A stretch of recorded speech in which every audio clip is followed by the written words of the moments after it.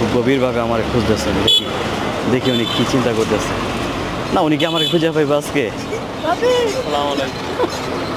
ওয়ালাইকুম আসসালাম, কি অবস্থা? জি আছি আলহামদুলিল্লাহ, আপনি কেমন? ঘুমাইছেন?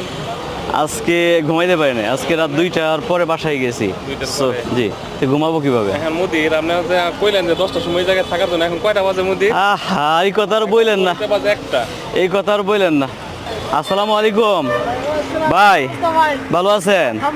হ্যাঁ, রাস্তা আজকে একটা ভিডিও করছি, বুঝছেন আমাদের এলাকার যে রাস্তা এত খারাপ, খুবই খারাপ অবস্থা না? খুবই খারাপ। আচ্ছা মোদির, কালকে আপনাকে কল দিয়ে কি বলছে এম্বাসি থেকে? বলছে যে স্যার কেমন আছেন? হ্যাঁ ভালো স্যার। যে বলছে যে আপনার পাসপোর্ট কালেক্ট করার জন্য আপনার মূল যেই রিসিপ্টটা আছে ওটা নিয়ে আসবেন কালকে 2টা থেকে 4টার ভিতরে, এই আর কি। আলহামদুলিল্লাহ, যদি আমরা যাচ্ছি আমাদের পাসপোর্ট কালেক্ট করতে, প্রসেসটা আমরা টোটালি নিজে নিজে করছি। প্রথমে ছিল যে নেপাল, মিশর, তারপর হচ্ছে আপনার থাইল্যান্ড, মালয়েশিয়া, তারপর হচ্ছে আপনার যে পাপুয়া নিউ গিনিয়া, তারপরে হচ্ছে এই যে লাওস, কম্বোডিয়া অ্যান্ড আজকেরটা বলতেছি না, আজকেরটা বলবো না। যদি ভিসা পাই তাহলে বলবো, আর বাকিগুলোর ভিসা পেয়ে গেছি। তো যে দেশগুলোর নাম বললাম এই মুহূর্তে, সবগুলো দেশের ভিসা আলহামদুলিল্লাহ হয়ে গেছে, সবগুলো নিজে নিজে করছি।